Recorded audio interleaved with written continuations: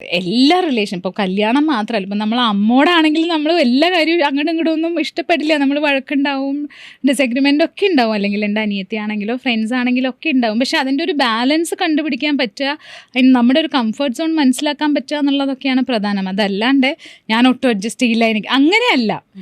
അതിൻ്റെ ഒരു എന്താ പറയുക, നമ്മളുടെ ഒരു വകതിരിവിനനുസരിച്ചിട്ടുള്ള ഒരു ഇതുണ്ടല്ലോ, അത് അതെ, നോട്ട് എല്ലാ സഹിച്ചുള്ള വിവേകത്തോടെയുള്ള ഏത് ബന്ധമായാലും കൊണ്ടുപോകാനുള്ള ഒരു മിടുക്ക് എന്നുള്ളതാണ്. അതല്ലാണ്ട് ഒട്ടും അഡ്ജസ്റ്റ് ചെയ്യണ്ടെന്ന് ഞാൻ പറയില്ല, ഭയങ്കര അഡ്ജസ്റ്റ് ചെയ്ത് ജീവിക്കുമെന്ന് ഞാൻ പറയില്ല. അൾട്ടിമേറ്റ്ലി നമ്മൾ കംഫർട്ടബിളായി, നമ്മൾ ഹാപ്പിയായി, നമ്മൾ പീസ്ഫുള്ളായിട്ട് ഇരിക്കുക, നമ്മുടെ കൂടെയുള്ള ആൾക്കും അത് കൊടുക്കാൻ പറ്റുക എന്നുള്ളതാണ്. അപ്പം അങ്ങനത്തെ ഒരു സ്പേസ് ക്രിയേറ്റ് ചെയ്യാൻ പറ്റിയാൽ നല്ലതായിരിക്കും. അതല്ലെങ്കിൽ രണ്ട് വഴി പോകുന്നത് തന്നെയാണ് നല്ലത്. അനുമോൾ അഭിനയിച്ച സിനിമകളിൽ 50-ന് മുകളിൽ സിനിമകൾ അഭിനയിച്ചിട്ടുണ്ട്. പക്ഷെ അഭിനയിച്ച സിനിമകളിൽ എനിക്ക് ഏറ്റവും ഇഷ്ടം വെടിവഴിപാടാണ്. അതിൻ്റെ പ്രധാന കാരണം അതിലെ ക്ലൈമാക്സ് തന്നെയാണ്. കാരണം അതിനകത്തെ പ്രവീണ അവതരിപ്പിച്ച ആ ഒരു കഥാപാത്രം, പ്രസാദം കൊടുക്കുന്ന ആ ഒരു സീന്, എൻ്റെ മനസ്സിൽ ഞാനെന്ന പ്രേക്ഷകർ ആ സീനിനെ മനസ്സിലാക്കിയിരിക്കുന്നത് ആറ്റുകാലമ്മ നേരിട്ട് വന്ന് പ്രസാദം കൊടുക്കുന്നതായിട്ടാണ്. അതായത് ദേവിക്ക് ഏറ്റവും ഇഷ്ടപ്പെട്ട ആ ഒരു വ്യക്തിക്കാണ് ദേവി പ്രസാദം കൊടുക്കുന്നത്. അപ്പം ജോലി ചെയ്ത് ജീവിക്കുന്നവരെയാണ് ദൈവങ്ങൾക്ക് ഏറ്റവും ഇഷ്ടം. അതെ, അങ്ങനെ ഒരു അണ്ടർടോൺ അതിനുണ്ടായിരുന്നു. പിന്നെ എനിക്ക് തോന്നുന്നു ഡയറക്ടർ അതൊരു ഓപ്പൺ എൻഡിങ് ആയിട്ടാണ് ഇട്ടിട്ടുള്ളത്, ഓഡിയൻസിൻ്റെ ഒരു പെർസ്പെക്റ്റീവിലാണ് വിട്ടിട്ടുള്ളത്. പക്ഷേ ഇങ്ങനൊരു കാര്യം ആ സമയത്ത് സെറ്റിൽ നമ്മളുടെ ഇടയിൽ ഒരു സംസാരം ഉണ്ടായിരുന്നു. അനുമോളുടെ ഒരു റിയൽ ലൈഫ് എക്സ്പീരിയൻസുമായിട്ട് അതെനിക്ക് ഏതെങ്കിലും രീതിയിൽ കണക്ട് ചെയ്യാൻ പറ്റുമോ? അത്തരത്തിലൊരു ദൈവികമായിട്ടുള്ളൊരു ഇൻവോൾവ്മെൻറ്റ് എപ്പോഴെങ്കിലും ഉണ്ടായിട്ടുണ്ടോ? ദൈവികമായിട്ടുള്ള ഇൻവോൾവ്മെൻറ്റ് ഉണ്ടായിട്ടുണ്ടോ എന്ന് ചോദിച്ചാൽ, മേ ബി എൻ്റെ അമ്മ അച്ഛൻ മരിച്ചതിന് ശേഷം ഭയങ്കരമായിട്ട് ഡിപ്പെൻഡ് ചെയ്തിരുന്നത് പ്രെയറിലാണ്. അച്ഛൻ ആ മരിച്ച ഇടയ്ക്കൊക്കെ ഒരു ദിവസം 8 മണിക്കൂറൊക്കെ അമ്മ പ്രാർത്ഥിക്കുന്നത് ഞാൻ കണ്ടിട്ടുണ്ടായിരുന്നു. അപ്പം വീട്ടിലെ ജോലികളില്ലാത്ത സമയം മുഴുവൻ അമ്മ പ്രാർത്ഥിക്കുമായിരുന്നു. അപ്പം അത് ഗ്രാജ്വലിയാണ് കുറഞ്ഞു വന്നത്. ഞങ്ങൾ വലുതാവണതിനനുസരിച്ചിട്ടും എൻ്റെ ഫ്രണ്ട്സിൻ്റെ അമ്മമാരും എൻ്റെ സ്കൂളിലെ ടീച്ചേഴ്സൊക്കെ വന്ന് അമ്മോട് സംസാരിക്കുന്നതിനനുസരിച്ചിട്ടൊക്കെ 8 എന്നുള്ളത് 6 ആവുന്നു, 4 ആവുന്നു, 2 ആവുന്നു. അങ്ങനെ ഇപ്പം എല്ലാ ദിവസവും ഒരു 1.5 മണിക്കൂർ പ്രെയറാണ് ഞാൻ അമ്മയുടെ കാണാറുള്ളൂ. അപ്പം എവിടെയോ എനിക്കൊരു വിശ്വാസമുണ്ട്, അമ്മയുടെ ഒരു പ്രാർത്ഥനയും ഞങ്ങളുടെയൊക്കെ വളർച്ചയ്ക്കും ഉയർച്ചയ്ക്കും ഒക്കെ അമ്മയുടെ ഒരു പ്രാർത്ഥന ഭയങ്കരമായിട്ടുണ്ട് എന്നുള്ളൊരു വിശ്വാസം എനിക്കുണ്ട്. പിന്നെ ഞാനെപ്പോഴും വിചാരിക്കുന്നത് നമ്മുടെ മനസ്സിനകത്താണ് ദൈവം. നമ്മൾ നല്ലത് ചെയ്യുമ്പം നമ്മളുടെ അകത്ത് ദൈവമുണ്ട്, നമ്മൾ ചീത്തക്കാര്യം ചെയ്യുമ്പോൾ നമ്മളുടെ അകത്ത് ചെകുത്താനോ പിശാചോ എന്താ വെച്ചാൽ അതാണ് എന്നുള്ളതാണ് ഞാൻ എപ്പോഴും ധരിക്കാറുള്ളത്. അപ്പം ഈവൻ ഞാൻ അമ്മോട് അടി കൂടുന്നതും അങ്ങനെയാണ് കേട്ടോ. ഞാൻ എനിക്ക് വിശ്വാസമൊക്കെ ഉണ്ടെങ്കിലും നമുക്ക് ഈ അമ്മമാരോട് അടി കൂടണമല്ലോ. അപ്പോൾ ഞാൻ അമ്മ അമ്പലത്തിൽ പോകാൻ പറഞ്ഞാൽ ഞാൻ പോവില്ല.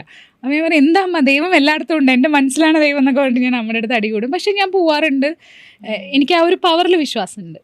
ആൻഡ് ദൈവത്തിലും അതേപോലെ തന്നെ അച്ഛനും ഞാൻ എപ്പോഴും വിചാരിക്കും, എവിടെയോ ഒരു ചുറ്റും അച്ഛൻ്റെ പ്രസൻസ് എനിക്ക് എപ്പോഴും ഫീൽ ചെയ്യാറുണ്ട്. അപ്പം അച്ഛനെയും ദൈവത്തിനെയും ഞാൻ ഒരേ പൊസിഷനിലാണ് വെച്ചിട്ടുള്ളത്. പെൺമക്കൾക്ക് അല്ലെങ്കിൽ അച്ഛന്മാരെയാണല്ലോ കൂടുതൽ ഇഷ്ടം.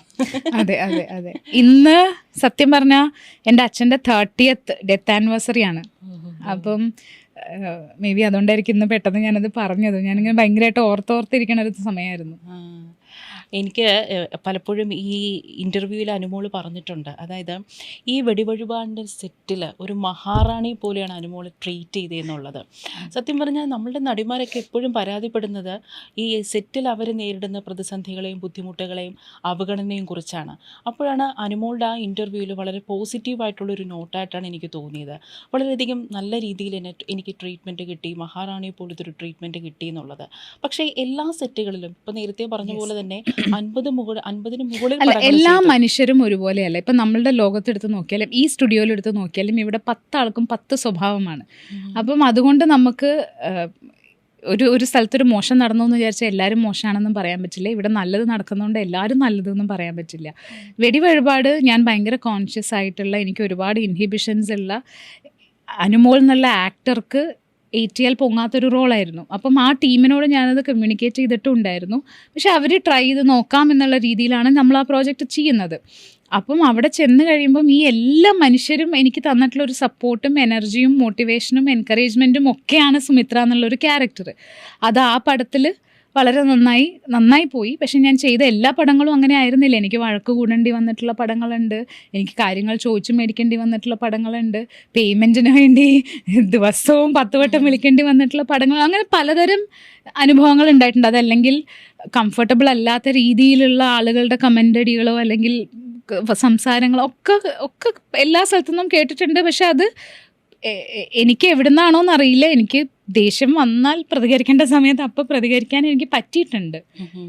അല്ല, അതാണിപ്പോൾ കംഫർട്ടബിൾ അല്ലാത്ത ആൾക്കാരിൽ നിന്ന് ഇത്തരത്തിലുള്ള സംസാരങ്ങൾ വരുമ്പോൾ ഉണ്ടല്ലോ, ഞാൻ മാക്സിമം എൻ്റെ ഒരു സ്വഭാവം വെച്ചിട്ട് ഞാൻ മാറിപ്പോവാണ് ചെയ്യാറ്. മാറിപ്പോവുക ഇൻ ദ സെൻസ്, ഞാനൊരു പ്രോജക്റ്റ് സെലക്ട് ചെയ്യുമ്പോഴും ഞാൻ ഒരുപാട് ആലോചിച്ചിട്ട് എൻ്റെ കംഫർട്ടിന് പ്രധാനം. എനിക്കെപ്പോഴും ഒരു കൺഫ്യൂഷനാണ്, നമ്മളുടെ കംഫർട്ട് സോൺ ബ്രേക്ക് ചെയ്തിട്ടാണോ നമ്മൾ വർക്ക് ചെയ്യേണ്ടത്, കംഫർട്ടിൽ നിന്നാണോ വർക്ക് ചെയ്യേണ്ടത് എന്നുള്ളത് എൻ്റെ ഉള്ളിലൊരു കോൺഫ്ലിക്റ്റാണ് എല്ലാ കാലത്തും. പക്ഷേ ഞാൻ ചൂസ് ചെയ്ത മിക്ക പ്രോജക്ട്സും ഞാൻ കംഫർട്ടബിൾ ആയിട്ടുള്ള ഞാൻ കഥയും എൻ്റെ ക്യാരക്ടറും നോക്കുന്നതിൻ്റെ ഒപ്പം ഞാൻ അടുത്ത് നോക്കുന്നത് ഈ മനുഷ്യരായിട്ട് ഞാൻ കംഫർട്ടബിൾ ആയിരിക്കും എന്നുള്ളതാണ്. എനിക്കൊരു കംഫർട്ടബിൾ അല്ലാത്ത സ്പേസിൽ ആളുകളുടെ കൂടെ ഇരിക്കാൻ പറ്റില്ല. നിങ്ങൾ ചിലപ്പം എന്നെ അധികം സിനിമ ഇവൻറ്റ്സിൽ കണ്ടിട്ടുണ്ടാവില്ല.